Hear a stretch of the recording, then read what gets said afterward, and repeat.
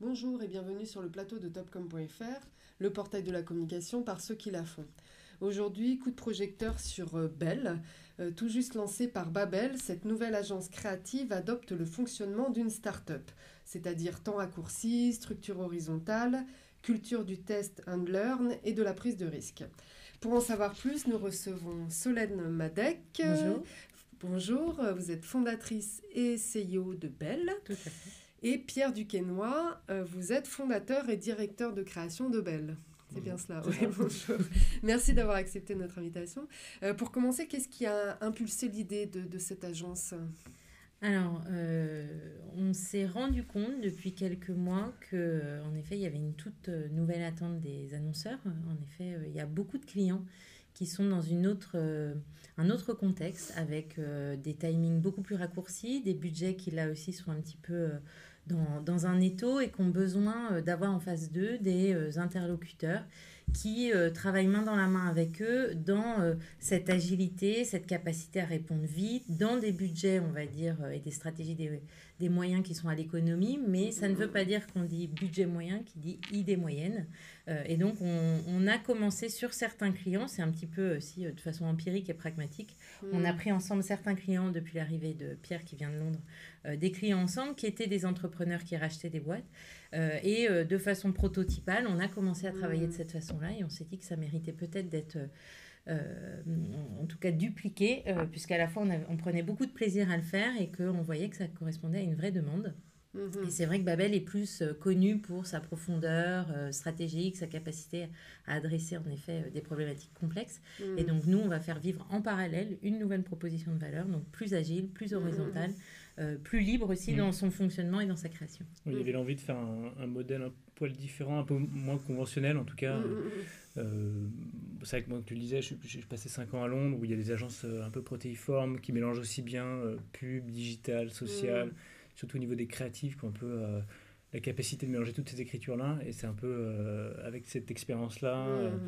Et puis les équipes que j'ai rencontrées chez Babel, on s'est dit mais pourquoi on ne crée pas ça à Paris finalement, parce qu'on trouve que ça manque un peu dans le paysage. Et voilà, il y a une opportunité à ce niveau-là. Et justement, quels vont être les bénéfices pour les marques d'avoir adopté ce fonctionnement ? Il faudrait leur demander, parce qu'on accompagne déjà les Trois Suisses et la compagnie. Il est vrai qu'ils sont un petit peu étonnés, parce qu'on fait des choses en effet, l'agilité est un mot qui est un petit peu galvaudé, donc on pourrait se dire, est-ce que c'est que de la com, est-ce qu'ils ont trouvé des éléments de langage pour leur lancement ? On espère que non, et c'est vrai que typiquement, normalement, il y a un fonctionnement assez séquentiel, qui est un client réfléchi, formalise un brief, l'administre à son agence qui, elle, pendant un tunnel de 2 semaines va faire comme ça. L'annonceur est là à croiser les doigts en se disant j'espère qu'ils ont bien compris mon brief et que ça va aller. Puis après, on leur montre en effet l'issue de nos réflexions stratégiques et créatives. Là, en fait, on va itérer dès le début avec eux et surtout sur de la création. Alors que d'ordinaire, la création est quand même une chasse gardée, une black box. Et nous, on pense que là aussi, on peut travailler différemment. Donc, si on prend l'exemple des Trois Suisses, on peut, comme ça, de façon complètement ouverte, travailler avec eux, même sur de la création. Et donc, on prend la métaphore des restos avec les nouveaux chefs qui ont les cuisines qui sont ouvertes, et pas comme les palaces avant où c'était derrière, et puis il fallait de longs couloirs pour amener comme ça le plat. Nous, on ouvre même sur des terrains qui, pour l'instant, étaient la chasse gardée des directeurs de création. Et c'est justement ça, un principe vraiment itératif, quoi, pour voir les clients le plus rapidement possible, leur montrer plein de choses et de les embarquer en fait dans le processus créatif pour qu'eux-mêmes décident et soient acteurs du raisonnement et de l'évolution des idées. En fait, de ne pas attendre trop de temps avant de montrer quelque chose, quitte à se planter vite, rebondir rapidement avec eux qui comprennent en fait que voilà, c'est pas une science exacte, que ça évolue, ça se transforme et il vaut mieux le faire de manière voilà, comme ça.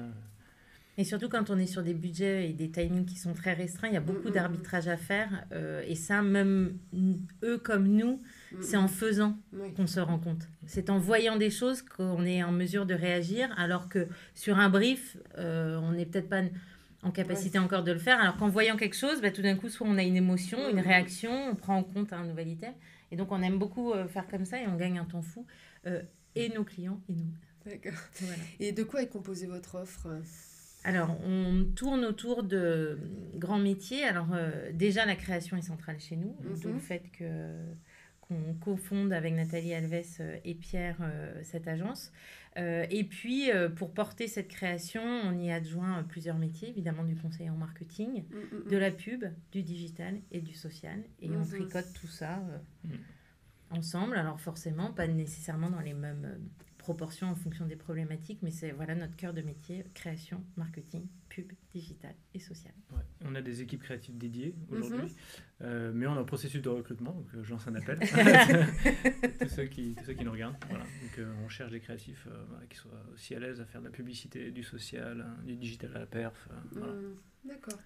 Profil assez rare, mais ça existe. Donc vous l'avez dit, vous accompagnez d'ores et déjà La Redoute et la compagnie. Les 3 Suisses. Et les 3 Suisses, et non pas La Redoute. Et qu'est-ce que vous allez leur proposer? Qu'est-ce que vous allez leur faire avec eux? Alors, les 3 Suisses, on travaille sur le relancement de la marque. Ce sont 2 entrepreneurs qui les ont rachetés en novembre dernier, Karine Schrenzel et Olivier Gainsberger.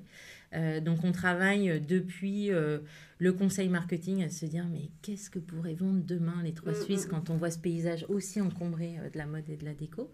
Deuxièmement, comment on le vend, où on le vend, à qui on le vend. Et puis, évidemment, après, les outils plus classiques de la communication, que ce soit le branding, le design, la pub, l'activation, le social. Et ça, on le fait depuis le rachat, novembre dernier. Sur la compagnie, c'est un compte où on est plus sur de la communication publicitaire à la perf, sur le territoire français et américain. Où là, en effet, c'est une jeune compagnie aérienne business. Et donc, voilà, notre sujet, c'est de remplir les avions à leur côté. Et donc, on est beaucoup plus sur des plans digitaux à la performance. Activation, on fait tout pour tout ce qui est lors du branding, de la presse, mais notamment les films de consignes de sécurité, ces choses-là sur lesquelles on peut bien s'amuser créativement. Ouais. D'accord, très bien. Et à partir de là, quels sont vos projets ?